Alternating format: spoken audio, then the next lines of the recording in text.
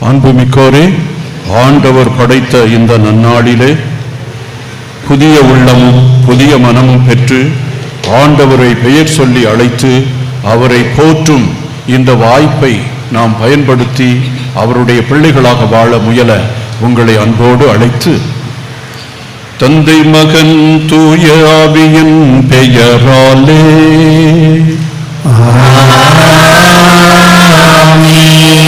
நம் ஆண்டவராகிய இயேசு கிறிஸ்துவின் அருளும் கடவுளின் அன்பும் தூய ஆவியாரின் தற்புறமும் உங்கள் அனைவரோடும் இருப்பதாக.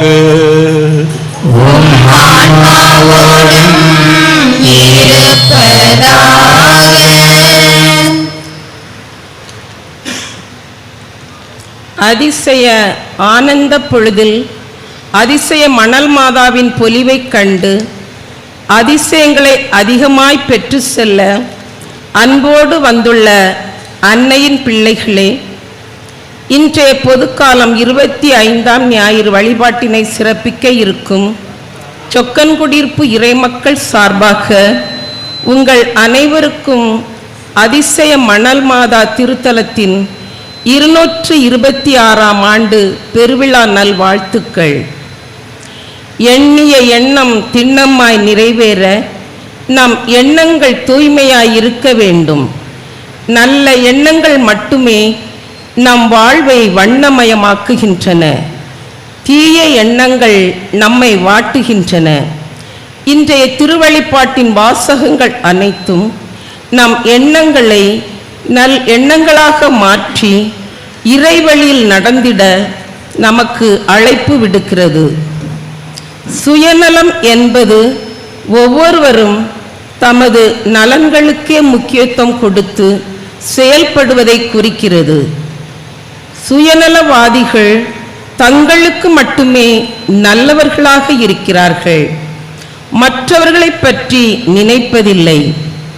நம் வாழ்க்கை எப்போதும் சுயநலமாக இருந்தால் நீடித்த மகிழ்ச்சி இல்லை. சிறுவன் ஆபேலின் காணிக்கையானது சுயநலமற்ற காணிக்கையாக இருந்தது. அதனால் இறைவன் ஏற்றுக்கொண்டார்.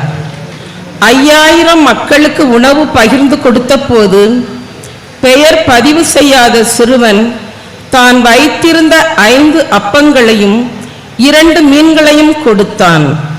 இப்படியாக சுயநலமற்ற சிறுவர்களை திருவிவிலியம் நமக்கு எடுத்து காட்டுகிறது. இன்றைய நற்செய்தியிலும் யார் பெரியவர் என்று இயேசுவின் சீடர்கள் சுயநலத்தோடு வாதாடி கொண்டிருக்கும் போது சிறு பிள்ளையை முன்னிறுத்தி சுயநலமற்ற வாழ்வை வாழ அழைப்பு கொடுக்கிறார் இயேசு. எனவே நாமும் சுயநலமுள்ள வாழ்வின் முறையை விட்டுவிட்டு பொதுநலத்தோடு வாழ வரம் வேண்டி இத்தெய்வீக திருப்பலியாம் கல்வாரி பலியில் இணைப்போம். ஒருவர் ஒருவருக்காக ஜெபிப்போம். பிறருக்காக வாழ்வதில்தான் வாழ்வின் மகிழ்ச்சி அடங்கி இருக்கிறது. இயேசுவும் நமக்காக தன் உயிரை தந்ததில்தான் அவருடைய அன்பின் ஆழம் நீளம் அகலம் என்ன என்பதை பார்த்தோம். அதை மிக அருமையாக இந்த முன்னுரையில் கேட்டோம். சுயநலங்களை விடுத்து தன்னலங்களை புறக்கணித்து பிறரை எண்ணி அவர்களுக்கு சேவை செய்யவும் பிறருடைய மகிழ்ச்சியில் நாம் பங்கு கொள்ளவும் அவர்களுக்கு உதவி செய்து வாழவும் இறைவனுடைய வரத்தை வேண்டுவோம். தன்னலமுடையவர்களாக இதுவரைக்கும் வாழ்ந்திருந்தால் அதற்காக மனம் வருந்தி மன்னிப்பு கேட்போம். எல்லாம் வல்ல இறைவனிடமும் சகோதர சகோதரிகளிடமும் நான் பாவியனை ஏற்றுக்கொள்கிறேன். ஏனெனில் என் சிந்தனையாலும் சொல்லாலும் செயலாலும் கடமைகள் தவறியதாலும் பாவங்கள் பல செய்தேன். என் பாவமே என் பாவமே என் பெரும் பாவமே. ஆகையால் எப்பொழுதும் கனியான புனித மரியாதையும் வானதூதர் புனிதர் அனைவரையும் சகோதர சகோதரிகளை உங்களையும் நம் இறைவனாகிய ஆண்டவரிடம் எனக்காக வேண்டிக் கொள்ள மன்றாடுகிறேன். எல்லாம் வல்ல இறைவன் நம் மீது இரக்கம் வைத்து நம் பாவங்களை மன்னித்து நம்மை நிலை வாழ்வுக்கு அழைத்து செல்வாராக. ஆமென்.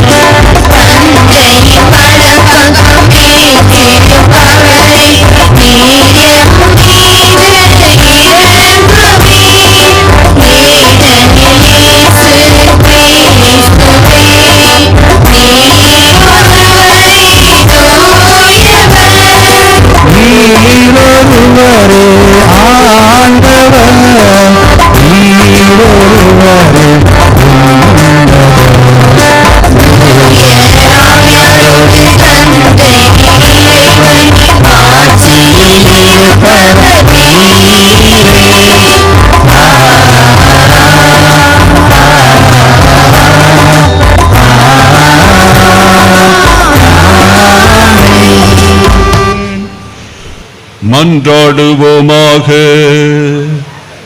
ஆண்டவரே, உம்மடியார்களின் குற்றங்களை மன்னித்தருள உம்மை தாழ்மையாய் வேண்டுகின்றோம்.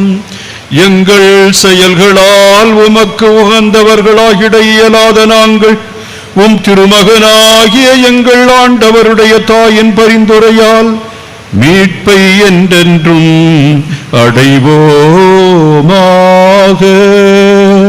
உம்மோடு தூய ஆவியாரின் ஒன்றிப்பில் ஒரே இறைவனாய் என்றென்றும் வாழ்ந்து ஆட்சி செய்கின்ற எங்கள் ஆண்டவரும் உம் திருமகனுமாகிய கிறிஸ்து வழியாக உம்மை மன்றாடுகிறோம்.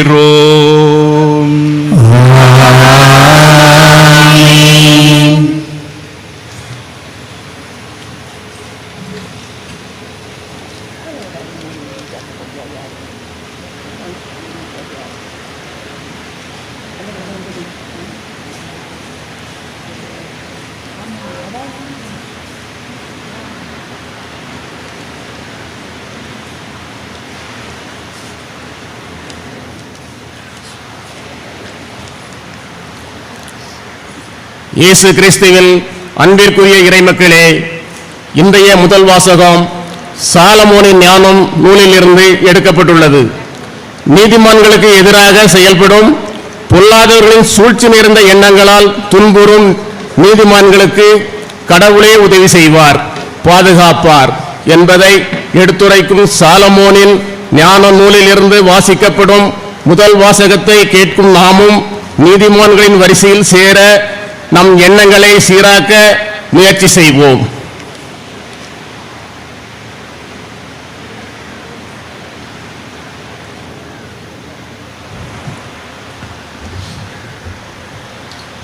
முதல் வாசகம் சாலமோனின் ஞான நூலிலிருந்து வாசகம். அதிகாரம் 2, இறை வார்த்தைகள் 17 முதல் 20 முடிய. பொல்லாதவர்கள் தங்களுக்கு சொல்லிக் கொள்வதாவது, நீதிமான்களுடைய சொற்கள் உண்மையா என கண்டறிவோம். முடிவில் அவர்களுக்கு என்ன நிகழும் என ஆய்ந்தறிவோம். நீதிமான்கள் கடவுளின் மக்கள் என்றால் அவர் அவர்களுக்கு உதவி செய்வார். பகைவரிடமிருந்து அவர்களை விடுவிப்பார். அவர்களது கனிவினை கண்டு கொள்ளவும், பொறுமையை ஆய்ந்தறியவும், வசைமொழி கூறியும் துன்புறுத்தியும் அவர்களை சோதித்தறிவோம். இழிவான சாவுக்கு அவர்களை தீர்ப்பிடுவோம். ஏனெனில் தங்கள் வாய்மொழிப்படி அவர்கள் பாதுகாப்பு பெறுவார்கள். இது ஆண்டவர் வழங்கும் அருள்வாக்கு. இறைவனுக்கு நன்றி.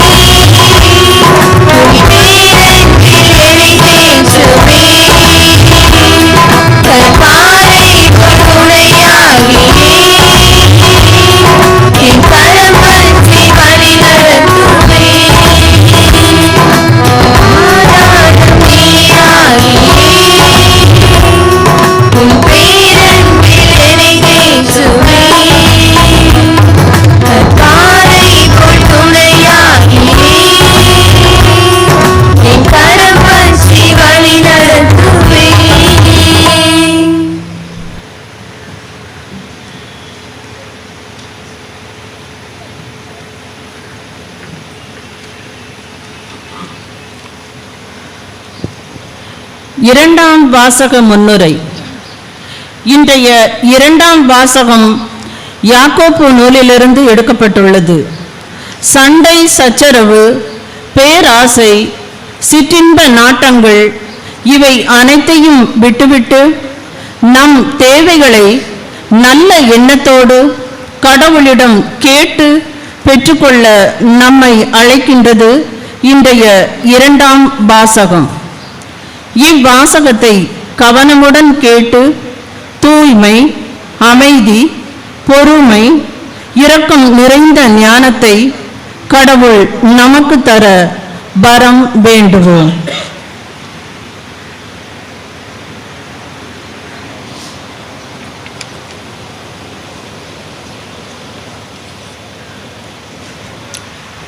இரண்டாம் வாசகம்.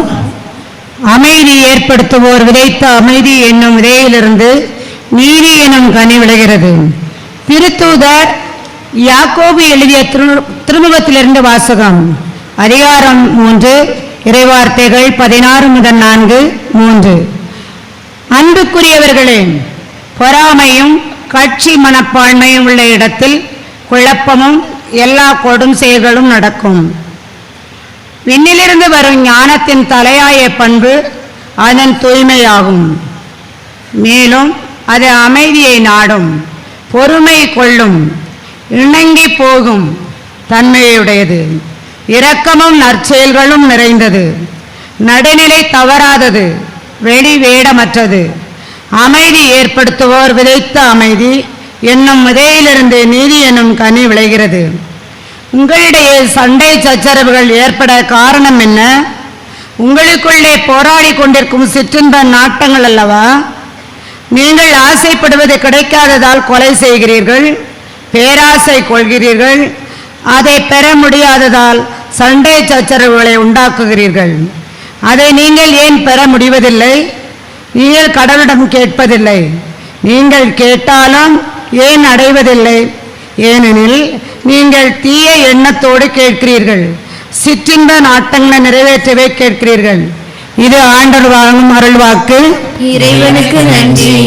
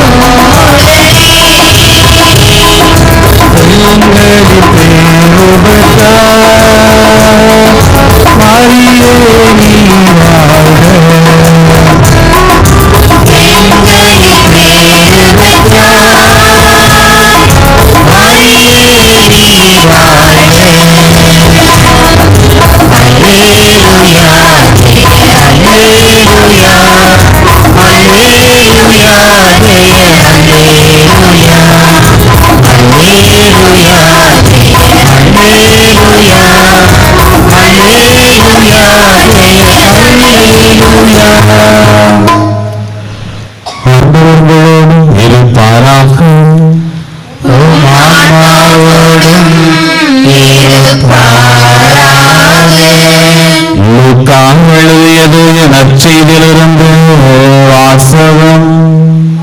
ஆண்டவரே மாட்சி உமக்கே.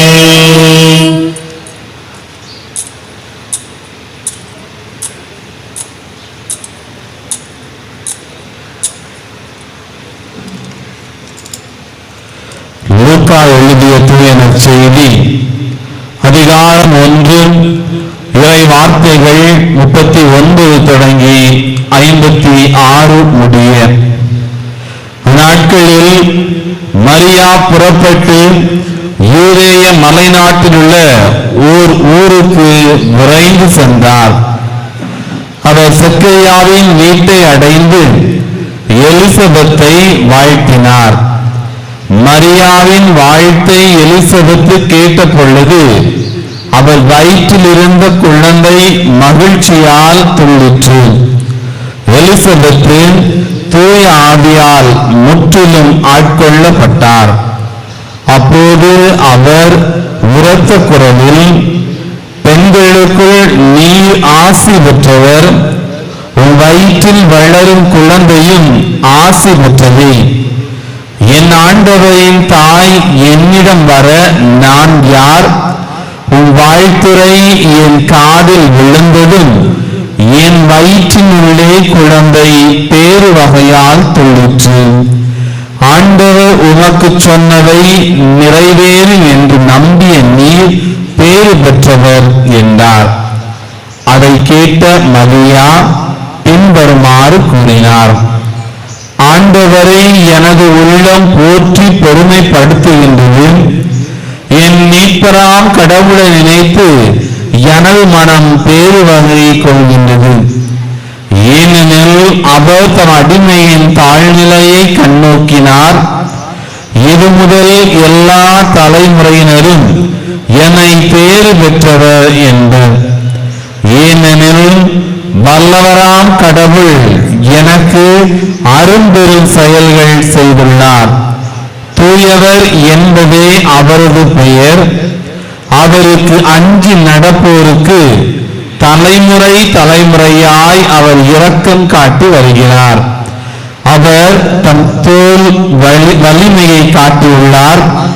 உள்ளத்தில் செருக்குடன் சிந்திப்போரை சிதறடித்து வருகிறார். வலியோரை அரியணை நின்று தூக்கி எறிந்துள்ளார். தாழ்நிலையில் இருப்போரை உயர்த்துகிறார். பசித்தோரை நலன்களால் நிரப்பியுள்ளார். செல்வரை வெறுங்கையராய் அனுப்பி விடுகிறார். மூதாதையருக்கு உரைத்தபடியே அவர் ஆபிரகாமையும் அவர்தம் வழி மரபினரையும் என்றென்றும் இரக்கத்தோடு நினைவில் கொண்டுள்ளார். தம் ஊழியராகி இஸ்ரேலுக்கு துணையாக இருந்து வருகிறார். மரியா ஏறக்குறைய 3 மாதம் எலிசபெத்தோடு தங்கியிருந்த பின்பு தம் வீடு திரும்பினார். ஆண்டவரின் நல்வாழ்வு. கிறிஸ்துவே உமக்கு புகழ்.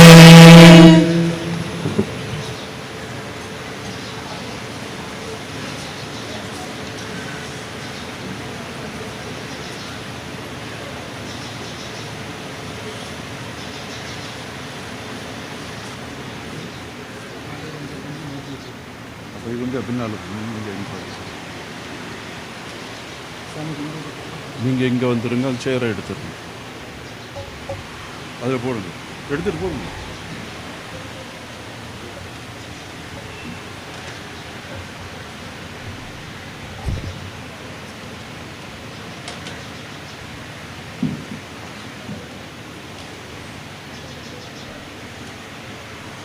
அன்பர்கள், நண்பர்கள், பக்தர்கள், ஆண்டவருடைய அடியார்கள் அனைவருக்கும் அதிசய மணல் மாதாவின் திருவிழா வாழ்த்துக்களை கூறிக்கொள்ளுகிறேன். அன்புக்குரியவர்களே, நான் படித்த ஒரு சிறிய நிகழ்வு என் மனதை தொட்டதாக இருந்தது. அதை உங்களோடு பகிர்ந்து கொள்ள விரும்புகிறேன். அக்பர் என்ற அரசர் நம்முடைய நாட்டில் ஆண்டு கொண்டிருந்தார். அவருடைய அமைச்சர் அவையில் பாடகர் ஒருவர் அரசவை பாடகராக நியமிக்கப்பட்டார். மிக சிறப்பாக பாடுவார். எல்லாரும் அவருடைய குரலில் மயங்கி விடுவார்கள். அவருடைய வார்த்தைகள், அந்த ராகம், ஆரோகணம், அவரோகணம், அவர் பாடக்கூடிய அந்த முறை எல்லாமே எல்லாரையும் கவர்ந்திருந்தது. அந்த அரண்மனை முழுவதுமே அவருடைய பாட்டின் இசையால் மயங்கி கிடந்தது என்றால் மிகையாகாது. அரசன் அவரை மறுபடியும் மறுபடியும் பாடச் சொல்லி அதை கேட்டு மகிழ்ந்து கொண்டிருப்பான். ஒரு நாள் திடீரென அவனுடைய மனதில் ஒரு எண்ணம் உதித்தது. நீர் இப்படி பாடுகிறீர் என்றால் உம்முடைய ஆசிரியர், உம்முடைய குரு எப்படி பாடுவார்? அவர் உம்மை விட நன்றாக பாடக்கூடியவராக இருக்க முடியுமே. எல்லா நுணுக்கங்களையும், இசையினுடைய துவக்கமும் முடிவும் எல்லாவற்றையும் ஓரளவுக்கு கற்றவராக இருக்க முடியுமே. அவர் எப்படி பாடுகிறார் என்று நான் கேட்க வேண்டும், அதை நீ நிறைவு செய்ய வேண்டும் என்று அந்த அரசவை கவிஞரிடம் கேட்கிறார். அப்பொழுது அந்த அரசவை கவிஞர் சொல்லுவார், அரசே, பரிவாரங்களோடும் மகுடங்களோடும் ஆபரணங்களோடும் அரசனுக்குரிய உடைகளோடும் நீ அவரை சென்றாய் என்றால் அவரையும் பார்க்க முடியாது, அவருடைய பாடலையும் கேட்க முடியாது. அப்போ அரசன் சொல்லுவான், அப்போ என்னுடைய பகட்டான உடைகளை களைந்து விடுகிறேன், மகுடம் எனக்கு வேண்டாம், பரிவாரங்களோடு நான் செல்வதில்லை, நீ என்னோடு வா, நாம் 2 பேரும் மறைந்திருந்து அவர் பாடுவதை கேட்போம் என்று சொல்லி அவரையும் அழைத்துக் கொண்டு அக்பர் செல்லுகின்றார். மாலை நேரம், நிலவு மேலே இருக்கின்றது, காடு நிசப்தமாக இருக்கின்றது. அங்கே மரத்தடியில் உட்கார்ந்து கொண்டு அந்த முனிவர் பாட ஆரம்பித்தார். அவர் பாட பாட அந்த காடு முழுவதும் இசையால் நிரம்பியது. இசை வெள்ளம் அந்த காட்டை ஆட்கொண்டது. அந்த காட்டை மட்டுமல்ல, அக்பருடைய மனதையும் ஆட்கொண்டது. அவர் அப்படியே பரவசமானார். சொல்லுவாங்க இல்லையா, மாணிக்க வாசகரின் திருவாசகத்தை கேட்கின்ற பொழுது, வான்கலந்த மாணிக்க வாசக நின் வாசகத்தை நான் கலந்து பாடுங்கால், நற்கருப்பன் சாற்றினிலே தேன் கலந்து பால் கலந்து செழுங்கரிதேன் சுவை கலந்து ஊன் கலந்து உயிர் கலந்து ஊட்டாமல் இனிப்பதுவே. மாணிக்க வாசகருடைய பாடலை கேட்டு அப்படியே அசந்து போனவங்களெல்லாம் இப்படி சொல்றாங்க. அதுல இனிமை இருக்கும், நளினம் இருக்கும், பக்தி நனிசுவை சொட்ட சொட்ட பாடக்கூடிய பாடல்கள் இருக்கும் அப்படின்னு சொல்றாங்க. அந்த அக்பர் அப்படியே பரவசம் அடைந்தார் அந்த முனிவருடைய பாட்டை கேட்டு. அவர் பாடி முடித்தவுடன் மறைவாக சென்ற அக்பர் வீடு திரும்பியவர் அதே பாட்டை தன்னுடைய அரசவை கவிஞரிடம் பாடச் சொல்லுகிறார். அவரும் அதை மிக சிறப்பாக பாடினார். பாடி முடித்தவர் பாடு அரசர் அவரிடம் சொல்லுவார், கவிஞரே, உம்முடைய பாட்டு மிக சிறப்பாக இருந்தது, இருந்தாலும் உம்முடைய குரு பாடியதைப் போல உம்மால் பாட முடியவில்லை, ஏதோ ஒன்று குறைவாகவே இருக்கிறது என்று சொல்லி அவர் சொன்னார். அப்பொழுது அவர் சொன்ன பதில்தான் மிகவும் அற்புதமான பதில். அரசே, என்னுடைய குருவானவர் ஆண்டவருக்காக பாடுகிறார், நானோ என்னுடைய அரசனாகிய உனக்கு பாடுகிறேன். நீ இதற்கு எனக்கு சம்பளம் கொடுக்கிறாய், நான் சம்பளத்துக்காக பாடுகிறேன், உன் முன்னால் பாடுகிறேன். இங்க இருக்கிற மக்கள் எல்லாரும் பார்த்து என்னை பாராட்ட வேண்டும் என்ற நினைப்பு என்னிடம் இருக்கலாம். அந்த பரவசம் ஒன்று எனக்கு குறைந்து விடுகிறது. என் குருவோ கடவுளை அப்படியே நெக்குருக உள்ளத்தில் நினைந்து அதை பாடும் பொழுது அப்படியே இறைமையில் அவர் மூழ்கி விடுகிறார். அதனாலேதான் அவருடைய பாடலுக்கும் நான் பாடுகின்ற பாடலுக்கும் வித்தியாசம் இருக்கிறது என்று சொன்னார். அன்புக்குரியவர்களே, நம்முடைய அன்னையும் ஒரு பாடல் பாடினார்கள்.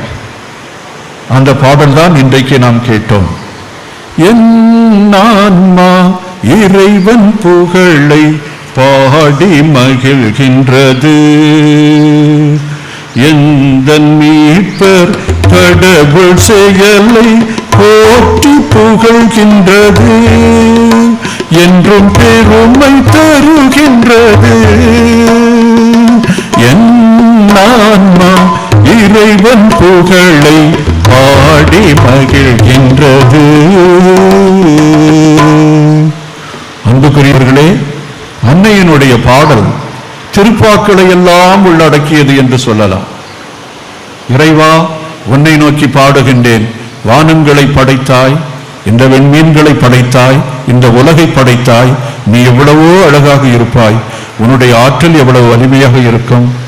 என் ஆன்மா ஆண்டவருடைய ஆலய முற்றங்களை தேடி சோர்ந்து போகின்றது, உள்ளமும் உடலும் அவரை நினைந்து நினைந்து அப்படியே உருகி போகின்றன என்று 84வது திருப்பாவில் நாம் பாடலாம். அதே போல 42வது திருப்பாவிலும் கலைமான் நீரோடையை நாடி தேடுவது போல, இறைவா என் ஆன்மா உன்னை தேடி ஏங்கி தவிக்கின்றது, காண முடியாமல் அது சோர்ந்து போகின்றது. அன்புக்குரியவர்களே, பல இடங்களில் இருந்து நாம் வந்திருக்கின்றோம். ஆண்டவரை சந்திக்க கதிரவன் எழுவதற்கு முன்னால் நீங்கள் எழுந்து விட்டீர்கள். காலையில் கடவுளை தொழுது அவருடைய ஸ்பரிசத்தை உணர்ந்து அவருடைய பிரசன்னத்தில் மகிழ்ந்து ஆண்டவருக்கு ஆராதனையும் வாழ்த்தும் வணக்கமும் செலுத்த வந்திருக்கிறீர்கள். அன்னை மரியாளை போல ஈடு இணையற்ற ஒப்பாறு மிக்காறுமற்ற ஒரு நல்ல பாடலை நம்மால் பாட முடியுமா? அவ்வாறு பாட முடியாவிட்டாலும் அந்த பாடலில் ஒரு பகுதியாவது, அந்த உணர்வுகளில் ஒரு பகுதியாவது நமக்கு இருக்க வேண்டும். அவ்வாறு இருக்கிற பொழுதுதான் ஆண்டவரை நான் போற்ற முடியும், ஆண்டவரை நான் வாழ்த்த முடியும். அந்த வாழ்த்துதல் எப்படிப்பட்டது தெரியுமா? தூய்மையானது, அப்பழுக்கற்றது, ஏழைகளின் சார்பாக பாடக்கூடியது. அனாதைகள், ஒடுக்கப்பட்டவர்கள், கைவிடப்பட்டவர்கள், நல்மனம் படைத்தவர்கள், நேர்மையானவர்கள், நீதியானவர்கள், இவர்கள் சார்பாக பாடுகின்ற பாடல்தான் அது. தீமையின் எந்த கரையும் எந்த சாயலும் அதில் இருக்க முடியாது. ஆண்டவரும் அவருடைய விழுமியங்களும் தான் அந்த பாடலில் எப்பொழுதும் கமழ்ந்து கொண்டிருக்கும். நீங்கள் சில பாடல்களை பார்ப்பீர்கள், ஆண்டவரே என் எதிரியை நீர் ஏன் விட்டு வைத்திருக்கிறீர், அவருக்கு நீர் ஏன் தண்டனை கொடுக்காமல் இருக்கிறீர், உமக்காக நான் நாளும் துன்பம் அடைகிறேனே, என் எதிரியை நீர் ஏதாவது செய்யக்கூடாதா, அவனுக்கு ஏதாவது தண்டனை கொடுக்கும் பொழுது இந்த பக்தன் சந்தோஷப்படுகிறான். இது சில பாக்களில் வருகின்றன. அன்புக்குரியவர்களே, இந்த பகுதியானது அன்னையினுடைய அந்த திருப்பாவில் எள்ளளவுமே இல்லை. பழிவாங்க வேண்டும், தண்டனை கொடுக்க வேண்டும், அவனை எல்லாருக்கும் முன்பாக தீயவன் என்று கற்பிக்க வேண்டும் என்பது அவருக்கு கிடையாது. ஆண்டவர் என்ன செய்கிறார் என்பதை அவர் எடுத்துரைக்கிறார். அதுதான் மிக சிறப்பான அந்த பாடல். அந்த பாடல்ல அவர் நம்பிக்கை நிறைந்த பாடல்களாக இருக்கிறது. முதல் வாசகத்தை நம்ம கேட்டோம் இல்லையா? நீதிமான்கள் கடவுள் பற்றுடையவர்களாக இருக்கிறார்களே, நீதியும் நேர்மையோடும் இருக்கிறார்களே, நாம் அவர்களை அடிப்போம், உதைப்போம், கடவுள் அவர்களை காப்பாற்றுகிறாரா என்று பார்ப்போம். தீயவர்கள் எப்படியெல்லாம் சொல்லிக் கொள்ளுகிறார்கள் பார்த்தீங்களா? என் அன்புக்குரியவர்களே, கடவுளின் சந்நிதியில் வந்து இருக்கிறவர்களே, உங்களுக்கும் நீதியாக, நேர்மையாக, அன்போடு ஆசீர்வாதம் கொடுத்து நீங்கள் வாழ்ந்தீர்கள் என்றால், உங்களை தொலைப்பதற்கும்,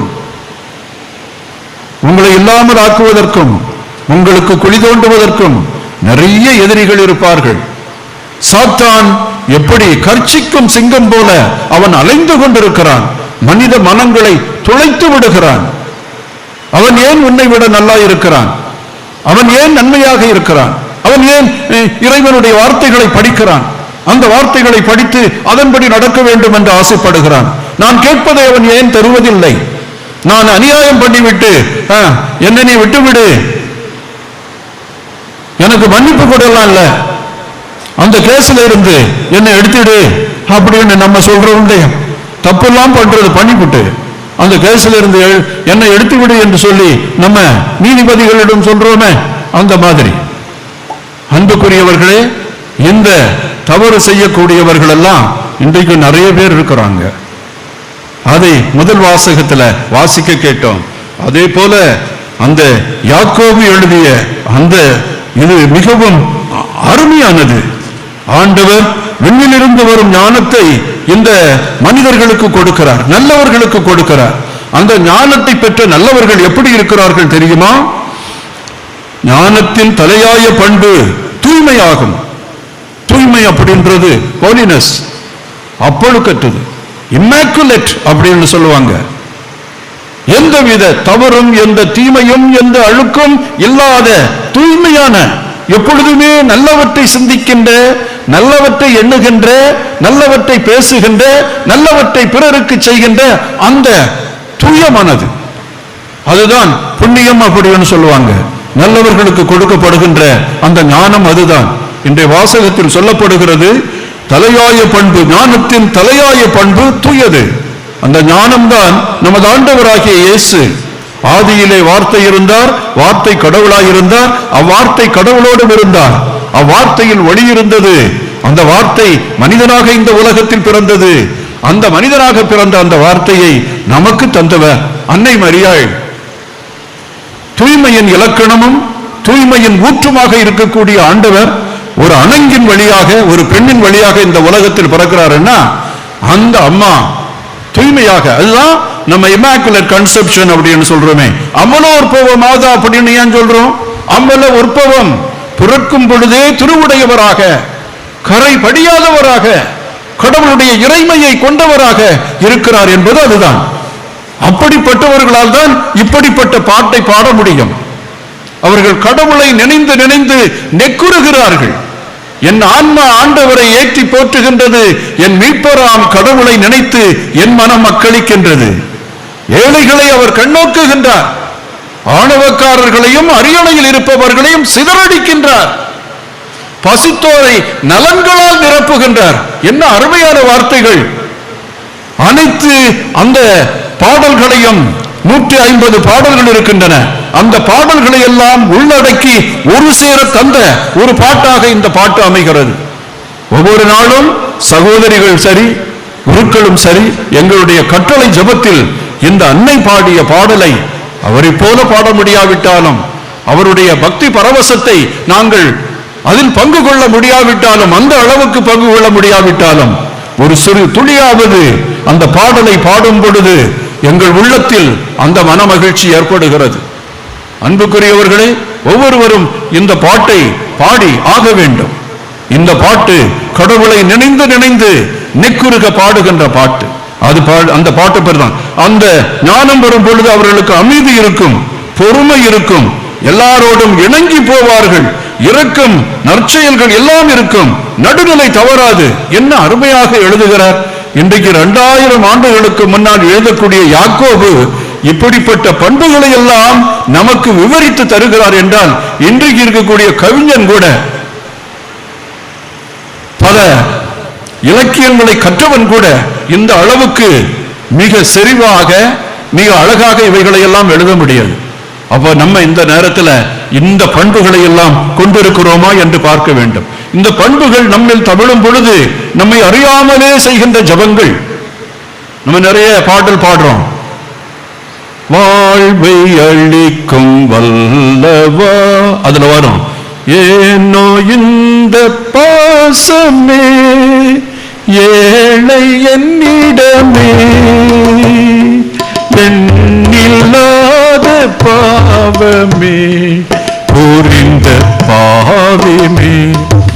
சில சமயத்துல பாட முடியாம தத்தளித்து அழுவேன். நீங்க இந்த பாட்டு பாடி இருக்கீங்கல்ல, நம்முடைய கலாச்சாரத்தோடும் நம்முடைய பண்போடும் நம்முடைய திருப்பலியோடும் இரண்டரை கலந்த பாடல் இது. இந்த பாடலை எல்லாம் பாடும் பொழுது, எந்த மன்னர் உன்னை போல் பொங்கும் அன்பினால் வந்து எமது நடுவிலே தங்கி மகிழுவார். வார்த்தைகளை பாருங்க. எந்த மன்னன் எங்களோடு உட்கார்ந்து சாப்பிடுவான், எங்கள அந்த தரையில உட்கார்ந்து இருப்பான், மணிமகுடங்களை எல்லாம் விட்டு விட்டு எங்களைப் போல எங்களில் ஒருவராக அவன் வாழ முடியும். இயேசு அப்படி வாழ்ந்தார். அதனாலதான் சொல்றான், அந்த வார்த்தைகளுடைய அர்த்தத்தை புரிஞ்சு நம்ம பாடுறதில்லை. அதனாலதான் நம்முடைய பாடல்கள் சில சமயத்துல மிக தெளிவாக அமைவதில்லை. நம்முடைய எஸ்பி பாடுவார் பாத்தீங்களா, எஸ்பி பாடக்கூடிய இறைவா நீயொரு சங்கீதம், நீங்க பாடு அதை கேட்டிருக்கீங்களா? 9 நிமிஷம் அந்த பாட்டு போகும். அந்த பாடல்கள் இல்லாம முன்கால இன்னைக்கு 10 வருஷத்துக்கு முன்னால அந்த பாடல் போட்ட உடனே அந்த பிள்ளைகள் எல்லாம் வந்து ஆடுவாங்க, பார்க்கணும், ரொம்ப சிறப்பாக இருக்கும். என் மனசு ஏந்தே பாடிடும் சங்கீதம், நீ என்னுடைய சங்கீதம் என்று பாடக்கூடிய அந்த பாடல் எப்படி தெரியுமா? என்னுடைய துயிலை எல்லாம் கலைத்துவிட்டு என்னிலே இன்பத்தையும் அக்களிப்பையும் மகமகிழ்வையும் தருகின்ற பரம்பொருள் நீ அப்படி சொல்லி பாடுவார். நம்ம எங்கேயோ கேட்டுவிட்டு எங்கேயோ விட்டுவிடுறோம். திருப்பலி கூட அப்படித்தான். திருப்பலி பார்க்க போறேன் சாமி, திருப்பலியில பங்கேற்க வேண்டும். திருப்பலியில் என்னென்ன நடக்கிறது என்பதை தெளிவாக புரிந்து, இது என் உடல், இதை நீங்கள் வாங்கி உண்ணுங்கள். அதை அன்னை மரியாள் தன்னுடைய வாழ்வில் கண்டுணர்ந்தார்கள். அதனால அந்த இயேசு அவரிடம் பிறந்தார், அந்த இயேசுவோடு ஒன்றித்து விட்டார், மக்களுக்காக வாழ்ந்தார். தூய்மை, அன்பு, கனிவு, பரிவு எல்லாவற்றையும் அவர் கொண்டிருந்தார். அதனாலதான் நிறையவர்கள் சொல்லுகிறார்கள், பேருவகையும் மகிழ்வும் அவருடைய உள்ளத்தில் ஊடுருவி இருந்தது. ஒரு கிறிஸ்தவன் என்பவன், what is the identity or what is the characteristic of a Christian? ஒரு கிறிஸ்தவன் என்றால் அவனுடைய பண்பு என்ன? உள்ளத்தில் தூய்மை, நேர்மை, அகத்தில் தூய்மை, அப்படியெல்லாம் சொல்லுவான். ஆனா ஒரு ஆத்தர் கரெக்டா சொல்றாரு, மகிழ்வு. ஒரு கிறிஸ்தவன் எப்படி இருக்க வேண்டும் என்றால் மகிழ்ச்சியாக இருக்க வேண்டும். துன்பத்திலும் மகிழ்ச்சி, தொல்லையிலும் மகிழ்ச்சி, குழப்பத்திலும் மகிழ்ச்சி. ஏனென்றால் ஆண்டவர் என்னோடு இருக்கிறார், நான் எதற்கும் பயப்படேன். இந்த 23வது சங்கீதத்தை பாருங்க. ஆண்டவர் எனது நல்லாயன், ஆகவே எனக்கு ஒரு குறையும் இராது. நான் பயம், சாவு என்னிடம் வந்தாலும் எந்த பொல்லாப்புக்கும் பயப்படேன். ஏனென்றால் உமது கோலம், உமது கவனம் என்னை தேற்றும். என்ன நம்பிக்கை பாருங்கள். அந்த நம்பிக்கையில், அந்த நம்பிக்கையை தாரக மந்திரமாக கொண்டு வாழ்ந்தவர்தான் நமது அன்னை. அதனால அவரிடம் பேருவகை இருந்தது, மகிழ்வு இருந்தது, அக்களிப்பு இருந்தது. ஆண்டவரை பெற்றவுடன் அந்த பேரு என்ன? இனிமேல் எல்லா தலைமுறைகளும் என்னை பேருடையாள் என போற்றுமே. அந்த பேர்ல ஒரே ஒரு வார்த்தையில் அந்த அம்மாவுடைய அந்த பேரும் புகழும் அடங்கி இருக்குது. எது எது அப்படின்னு நம்ம கேட்டோம்னா ரொம்ப கஷ்டமா இருக்கு அதை சொல்றதுக்கு. ஆனா திருச்சபையானது விசுவாச சத்தியமாக அதை நமக்கு தந்து விட்டது. என்ன பேரு தெரியுமா? இறைவனின் தாய். தூய மரியே, இறைவனின் தாயே. யாருக்கும் அந்த அடைமொழி கொடுக்க முடியாது, கொடுக்கப்பட மாட்டாது. இனிமேல் எல்லா தலைமுறைகளும் என்னை பேருடையாள் என போற்றுமே. என்ன பேரு? வேறு யாருக்காவது இந்த மாதிரி ஈக்குவலான பேரு இருக்குமா? ஒரு கடவுளுக்கே தாய், கடவுளால் படைக்கப்பட்ட ஒரு பொருள், கடவுளையே உருவாக்கி உதரத்தில் தாங்கி உதிரத்தை கொடுத்து உருவாக்கி நமக்கு அந்த கிஃப்டாக தர்றாங்க இல்லையா, அந்த கொடையாக தர்றாங்க இல்லையா, அதுக்கு ஈடு இணையாக இருக்க முடியுமா? எனவே கிறிஸ்தவன் என்பவன் மகிழ்ச்சியாக இருக்க வேண்டும். மகிழ்ச்சி தூய்மையின் அடையாளம், பொறுமையின் அடையாளம், வாழ்வதன் அடையாளம். ஒரு குழந்தை ஒரு மாதிரி அழுதுகிட்டே இருந்தா, ஏமா அழுதுகிட்டே இருக்க? அந்த குழந்தை சிரிச்சுக்கிட்டு இருந்தா எப்படி இருக்கும்? உலகமே 1000 விண்மீன்கள் வந்து ஒளி தந்தாலும் ஒரு குழந்தையின் சிறிய புன்முறுவலுக்கு அது ஈடாகுமா? அது வாட்ஸ்அப்ல போட்டு போட்டு காண்பிப்பான், அதை நீங்க பார்க்கணும். குழந்தைகளுடைய புன்முறுவலை பார்த்திருக்கிறீங்களா? ரஜினியும் விஜய் எல்லாம் பார்த்துக்கிட்டு கிடப்போம், ஆனா குழந்தைகளுடைய புன்முறுவலை பார்த்திருக்கீங்களா? இந்த விண்ணகமும் மண்ணகமும் இங்கு தோன்றுகின்ற எல்லா நட்சத்திரமுமே அப்படியே வந்து புன்னகைக்கும் அந்த ஒரு குழந்தையோட. அதை பார்க்க முடிஞ்சதுன்னா நீங்க இறைமையின் பக்கத்தில் இருக்கிறீங்க, சொர்க்கத்தின் பக்கத்தில் இருக்கிறீங்க அப்படின்றத மறக்க கூடாது.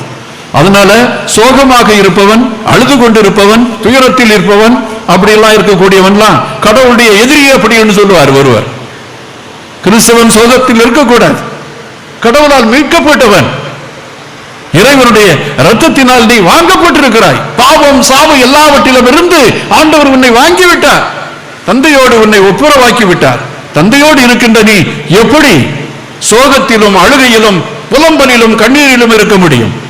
அதனால்தான் அங்கு நோய் துன்பம் விசாரம் அக்கிரமம் கண்ணீர் தரித்திரம் அற்பமும் இருப்பதில்லை சொற்பமாகிலும். தரித்திரம், அசம்பாவிதம், அநியாயம் எதுவுமே இருக்காது. எங்க சொர்க்கத்துல? சொர்க்கம்னா அங்கேயே இருக்கு, உங்களுடைய வாழ்வில் இருக்கிறது. அதை நாம் கடைபிடிக்க இறைவனிடம் வேண்டுவோம். இதை பேசிக்கிட்டே போனானா இன்றைய நாள்ல நம்ம திருப்பலி பிடிக்க முடியாது. எனவே அன்பர்களே, இறை அன்னை பாடிய அந்த பாடலை அவரோடு ஒன்றித்து நாம் இறைவனுக்கு நன்றி செலுத்துவோம். நம்மை நேசிக்கிறார் என்பதை உள்ளூர உணர்வோம். நாம் மீட்கப்பட்டவர்கள், கடவுளால் தேர்ந்து கொள்ளப்பட்டவர்கள், கடவுளுடைய பிள்ளைகள். இந்த சந்தோஷத்தோடு நீங்கள் வாழ வேண்டும். அந்த சந்தோஷத்தோடு நீங்கள் திரும்பி செல்ல வேண்டும். இனிமேல் கரைகள், சோகம் எல்லாம் நம்மை விட்டு போய்விடட்டும். இறைவன் உங்கள் அனைவரையும் ஆசீர்வதிப்பாராக. இயேசுவுக்கு புகழ், இறைவனுக்கு நன்றி. ஆமீன்.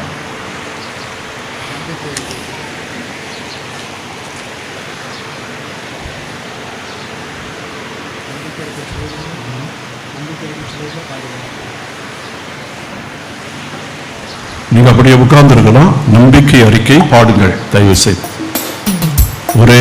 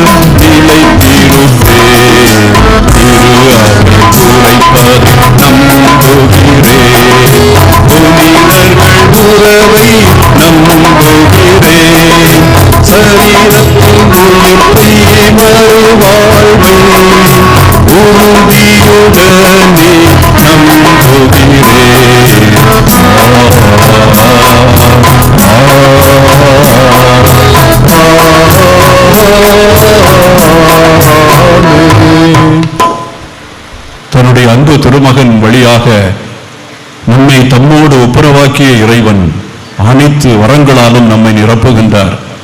நாம் கேட்பதற்கு முன்னே எல்லாவற்றையும் பெற்றுக்கொண்டோம் என்ற நம்பிக்கையுடன் நம்முடைய ஜெபங்களை அவருடைய பாதத்தில் வைப்போம்.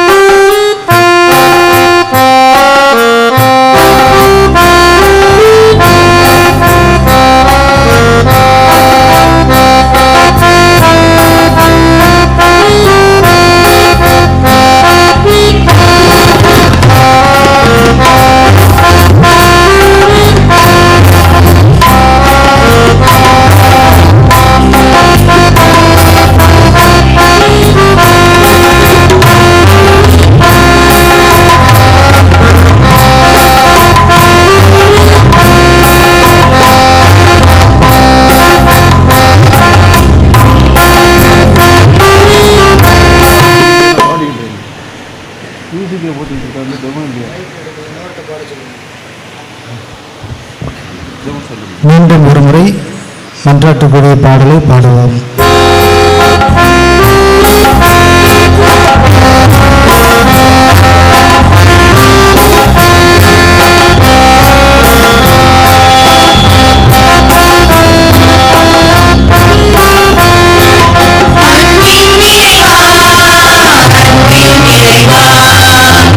இறைவா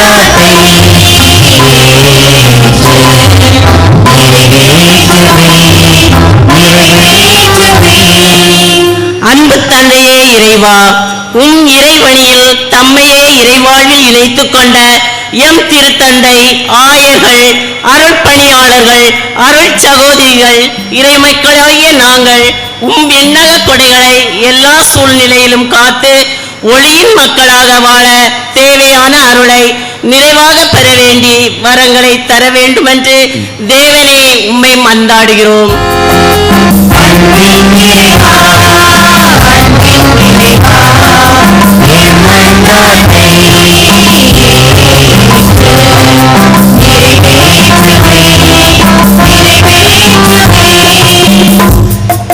வல்லமையான தலைவராம் எம் இறைவா, எங்களை ஆண்டு நடத்தும் ஆன்மீக தலைவர்கள், அரசியல் தலைவர்கள், சமூக தலைவர்கள் சுயநலமின்றி பொது நலத்துடன் வாழ அருள் தர வேண்டுமென்று இறைவா உம்மை மன்றாடுகின்றோம்.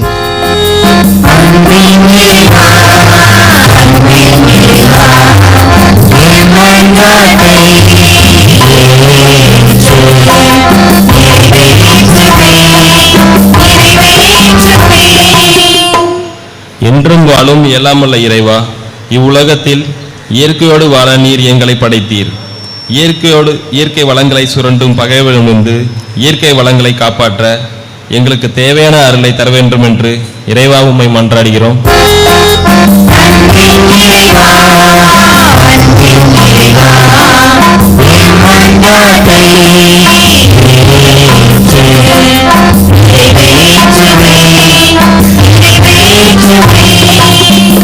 உண்மையை எடுத்துரைக்கும் ஆண்டவரே, சுயநல உள்ளத்தோடு வாழும் எங்களுக்கு பிறரை அன்பு செய்து பிறரின் உரிமைகளை மதிக்கவும் பிறருக்கு உதவி செய்து வாழ வரம் தர வேண்டும் என்று இறைவா உம்மை மன்றாடுகின்றோம்.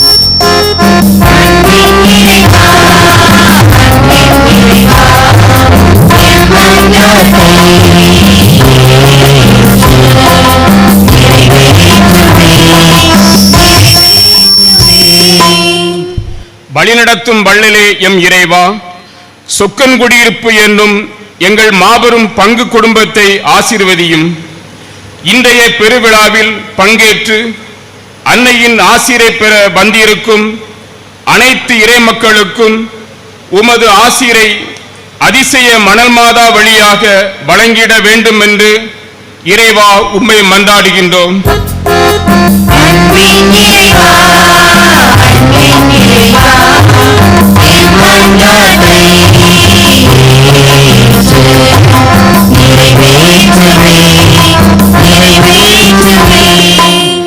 மண்ணுலகில் மனிதநேயத்தை வளர்த்த எம் அன்பு தந்தையே இறைவா, உம்மிடம் நல்லவற்றை பெற்றுக்கொண்டு வாழ விரும்பும் நாங்கள் மண்ணில் மனிதநேயம் மலரவும் மனித மாண்பு தலைத்தோங்க உமது தூய ஆவியின் கனிகளை பெற்ற மக்களாக வாழ வரமருள வேண்டுமென்று இறைவா உம்மை மன்றாடுகிறோம்.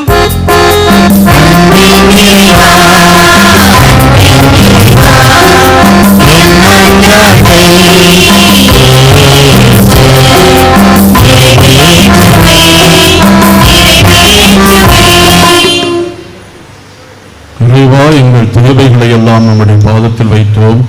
நாங்கள் கேட்பதற்கு அதிகமாகவே எங்களுடைய தேவைகளை நிறைவு செய்து ஆசீர்வதிக்கும் தந்தையாக நீர் இருக்கின்றீர். இதற்காக நாங்கள் உமக்கு நன்றி செலுத்துகின்றோம்.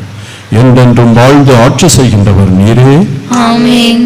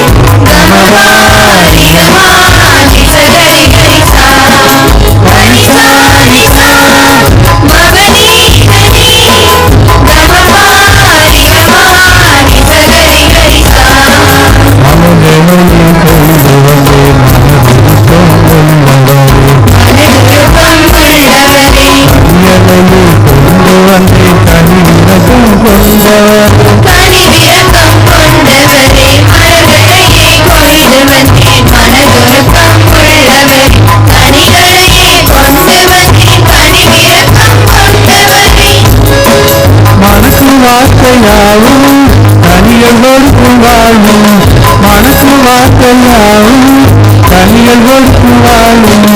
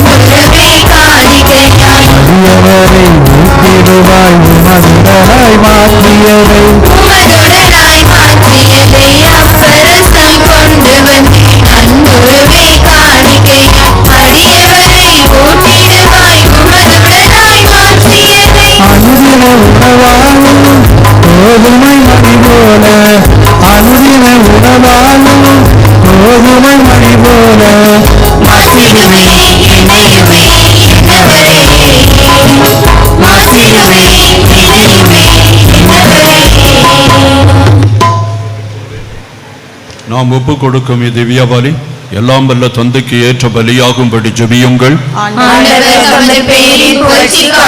ஆட்சிக்காகவும் நமது நன்மைக்காகவும் புனித திரு அவை அனைத்து நலன்களுக்காகவும் உமது கையெழுதி பலியை ஏற்றுக்கொள்வாராக. ஆண்டவரே, நாங்கள் உமக்கு அளிக்கும் காணிக்கைகளை ஏற்றருளும். தூய ஆவியாரின் ஒளியால் ஒளிர்விக்கப்பட்ட எங்கள் இதயங்கள் புனித கன்னிமரியாவின் எடுத்துக்காட்டால் உம்முடையவற்றை என்றும் ஆவலாய் தேடவும் பாதுகாக்கவும் அருள்வீராக. எங்கள் ஆண்டவராகிய கிறிஸ்து வழியாக உம்மை மன்றாடுகிறோம். ஆண்டவர் உங்களோடு இருப்பாராக.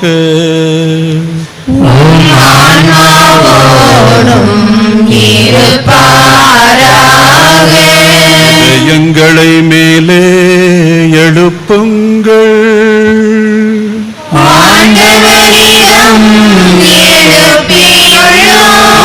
இறைவனாகிய ஆண்டவருக்கு நன்றி கூறுவோம்.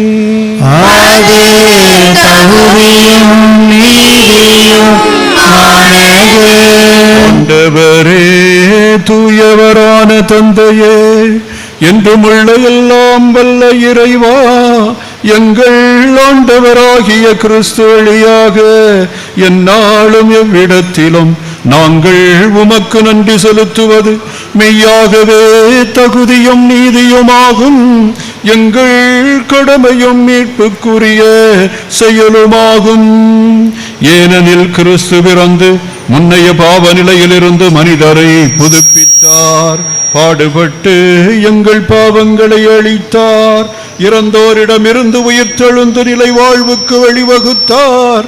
தந்தையே, அவர் உம்மிடம் பின்னேறி வந்து விண்ணகத்தின் கதவுகளை திறந்து வைத்தார். ஆகவே வான தூதரணிகளோடும் புனிதர்களின் பெரும் திரளோடும் நாங்களும் சேர்ந்து உமக்கு புகழ்ச்சி பண்ணிசைத்து முடிவின்றி பாடுவதாவது: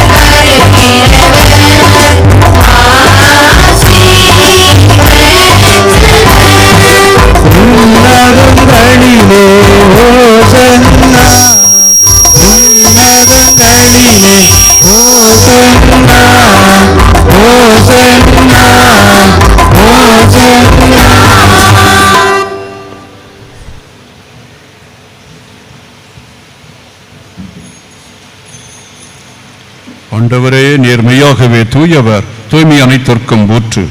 ஆகவே உம்முடைய ஆவியை பொழிந்து இக்காணிக்கைகளை தூய்மைப்படுத்த உம்மை வேண்டுகிறோம். இவ்வாறு எங்கள் ஆண்டவர் இயேசு கிறிஸ்துவின் உடலும் இரத்தமுமாக எங்களுக்கு இவை மாறுவனவாக.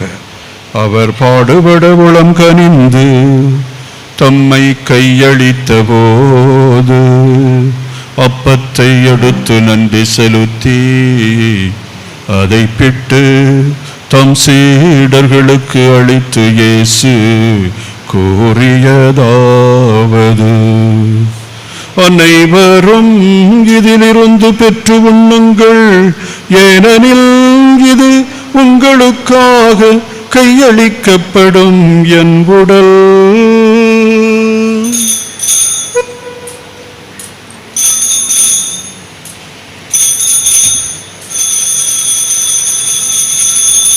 அவ்வண்ணமே இரவு விருந்தை அருந்தியபின் கிண்ணத்தையும் எடுத்து மீண்டும் உமக்கு நன்றி கூறி தம் சீடர்களுக்கு அளித்து இயேசு கூறியதாவது: அனைவரும் இதிலிருந்து பெற்று பருகுங்கள், ஏனெனில் இது புதிய நிலையான உடன்படிக்கைக்குரிய என் இரத்தத்தின் கிண்ணம். இது பாவ மன்னிப்புக்கென்று உங்களுக்காகவும் பலருக்காகவும் சிந்தப்படும். இதை என் நினைவாகச் செய்யுங்கள். இதை என் நினைவாகச் செய்யுங்கள்.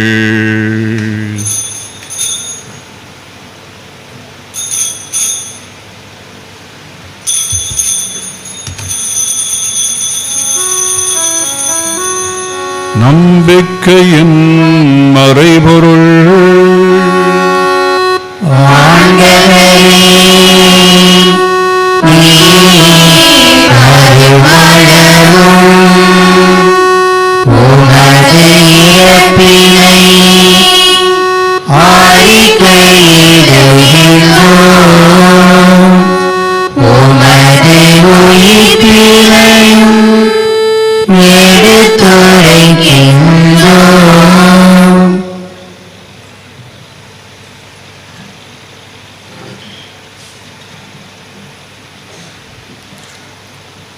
ஆகவே ஆண்டவரே, நாங்கள் கிறிஸ்துவின் இறப்பினையும் உயிர்ப்பினையும் நினைவு கூர்ந்து வாழ்வு தரும் அப்பத்தையும் மீட்பளிக்கும் கிண்ணத்தையும் உமக்கு ஒப்புக் கொடுக்கின்றோம்.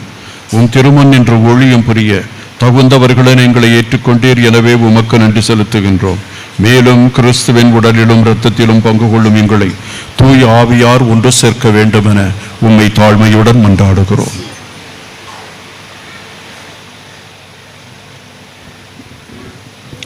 ஆண்டவரே, உலகெங்கும் பரவியிருக்கும் உமது திரு அவையை நினைவு கூர்ந்தருளும். எங்கள் திருத்தந்தை பிரான்சிஸ், எங்கள் ஆயர் ஸ்டீஃபன், எல்லா திரு நிலையினர் ஆகிய அனைவரோடும் உமது திரு அவை அன்பில் நிறைவு பெறச் செய்தருளும். திரு யாத்திரியர்களாக இந்த திருத்தலத்திற்கு வந்திருக்கின்ற ஒவ்வொரு உம் பிள்ளையையும் கனிவுடன் கண்ணோக்கி அவர்களது வேண்டுதல்கள் மன்றாட்டுக்கள் அனைத்தையும் உம் தாயும் எம் தாயுமான அன்னை மரியாளின் பரிந்துரையில் நிறைவு பெறச் செய்வீராக. மேலும் உயிர்த்தலும் எதிர்நோக்குடன் துயில்களின் சகோதர சோரிகளையும் இறந்தோர் அனை நினைவுகூர்ந்து ஒளிமிக்க திருமணேற்றுக் கொள்ளும். எங்கள் அனைவர் மீதும் இரக்கமாயிரும். இறைவனின் கன்னி தாயான புனித மரியா, அவருடைய கணவரான புனித யோசேப்பு, புனித திருத்தூதர்கள், இவ்வுலக நமக்கு உயர்ந்திருந்த புனிதரை அனைவருடன் நான் நிலைவாழ்வு தோழமை கொண்டு உன் திருமகன் இயேசு கிறிஸ்து வழியாக நீ புகழ்ந்தேத்தும் வரமருள மன்றாடுகின்றோம்.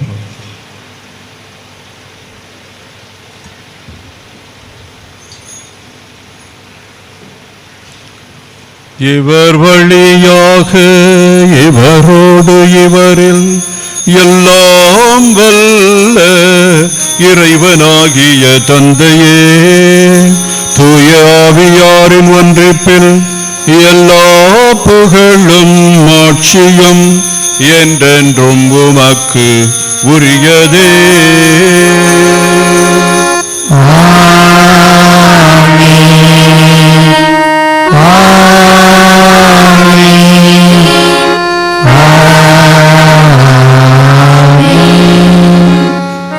மீட்பரின் கட்டளையால் கற்பிக்கப்பட்டு இறை படிப்பினையால் பயிற்சி பெற்ற நாம் துணிந்து சொல்வோம். எங்கள் தந்தையே, உமது பெயர் தூயது என போற்றப் பெறுக. உமது ஆட்சி வருக. உமது திருவுளம் விண்ணுலகில் நிறைவேறுவது போல மண்ணுலகிலும் நிறைவேறுக. எங்கள் அன்றாட உணவை இன்று எங்களுக்கு தாரும். எங்களுக்கு எதிராக குற்றம் செய்வோரை நாங்கள் மன்னிப்பது போல எங்கள் குற்றங்களை மன்னியும். எங்களை சோதனைக்கு உட்படுத்தாதேயும், தீமையிலிருந்து எங்களை விடுவித்தருளும். ஆண்டவரே, தீமை அனைத்திலிருந்தும் எங்களை விடுவித்து எங்கள் வாழ்நாளில் அமைதியை கனிவுடன் அருள உம்மை மன்றாடுகிறோம். உமது இரக்கத்தின் உதவியால் நாங்கள் பாவத்தில் இருந்து எப்போதும் விடுதலை பெற்று யாதொரு கலக்கமுமின்றி நலமாயிருப்போமாக. நாங்கள் எதிர்நோக்கி இருக்கும் பேரின்பத்துக்காகவும் எம் மீட்பராகிய இயேசு கிறிஸ்துவின் வருகைக்காகவும் காத்திருக்கின்றோம். ஆண்டவராகிய இயேசு கிறிஸ்துவே, உம்மை கருத்தாங்கி இருந்த அன்னை எலிசபெத் அம்மாளை சந்திக்க போனார்கள். உம்முடைய வாழ்த்துரையை கேட்டதும் என்னுடைய வயிற்றில் இருந்த குழந்தை அக்களிப்பால் துள்ளியது. ஆண்டவர் சொன்ன வாக்கு நிறைவேறும் என்று விசுவசித்த நீ பெறு பெற்றவர் என்ற வார்த்தைகளை கேட்கின்ற பொழுது உள்ளம் மகிழ்கின்றது. அன்பு ஆண்டவரே, கருவிலிருந்து கல்லறை வரைக்கும் உம்முடைய திருவுளத்தை நிறைவேற்றிய அன்னையைப் போல நாங்களும் உம்மீது நம்பிக்கை கொண்டு உம்முடைய வார்த்தைகளை எங்களுடைய வாழ்வில் நாங்கள் நிறைவேற்ற அருளும் பலமும் தருவீராக. என்றென்றும் வாழ்ந்து ஆட்சி செய்கின்றவர் நீரே. ஆண்டவருடைய அமைதி உங்களோடு என்றும் இருப்பதாக.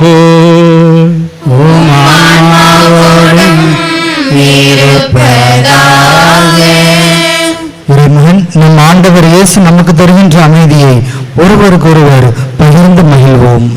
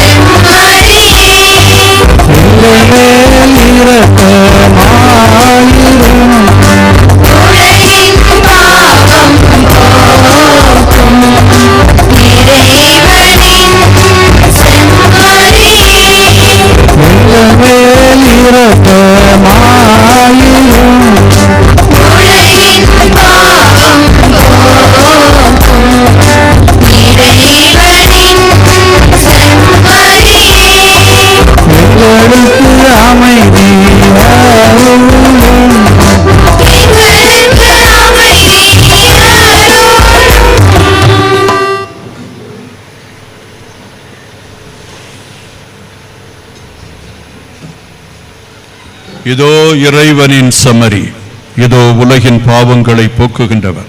செம்மறியின் விருந்துக்கு அழைக்க பெற்றோர் பேறு பெற்றோர்.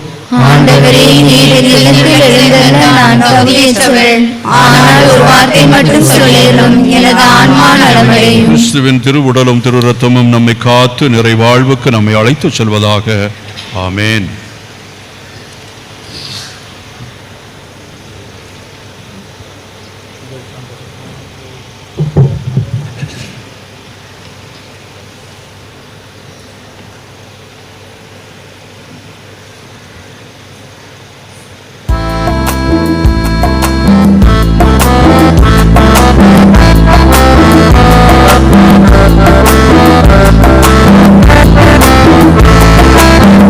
இதய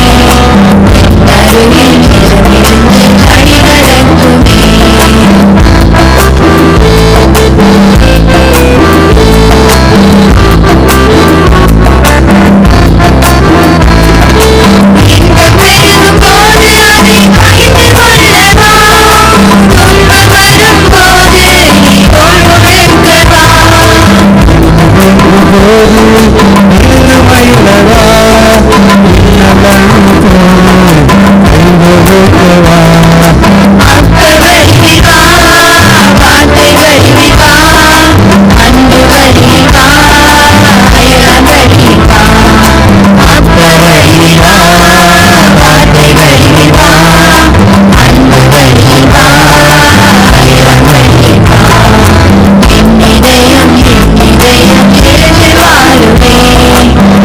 இதயம்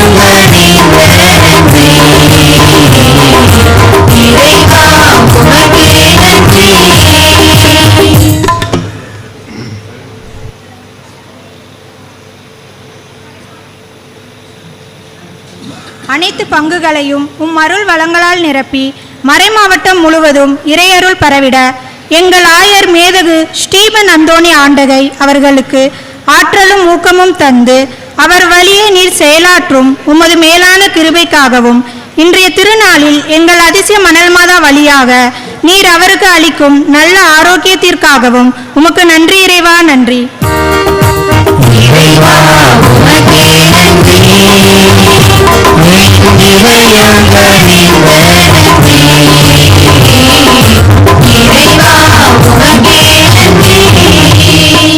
விடியல் தரும் விண்ணகமே எம் இறைவா, எங்கள் அதிசயல் மணல் மாதா திருத்தலத்தை அண்டி வரும் அன்பர்களுக்கும் வேண்டி வரும் திருப்பயணிகளுக்கும் இதுவரை நீர் அளித்த ஆசீர்க்காகவும் நன்றி இறைவா, நன்றி.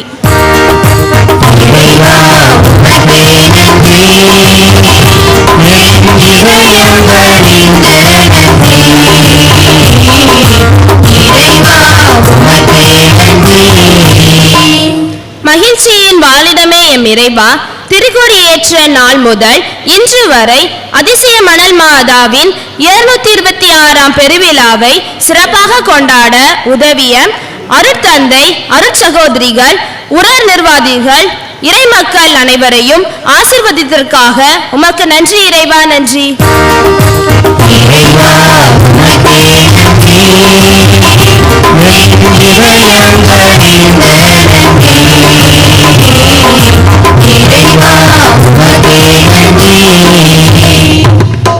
ஏற்றம் தரும் எழிலே எம் இறைவா, எம் சொக்கன்குடியிருப்பு பங்கின் உள்ளூர் மற்றும் வெளியூர் வாழ் மக்கள் செய்கின்ற தொழிலில் செழிப்பினை கண்டிடவும் ஒருவருக்கொருவர் ஒற்றுமையுடன் வாழ்ந்திடவும் தேரி வனத்தில் தேரேறி வரும் எங்கள் அதிசய மணல் மாதா வழியாக மாரிபோல் வரங்களை வாரி வழங்கிய உமது கிருபைக்காக நன்றி இறைவா, நன்றி.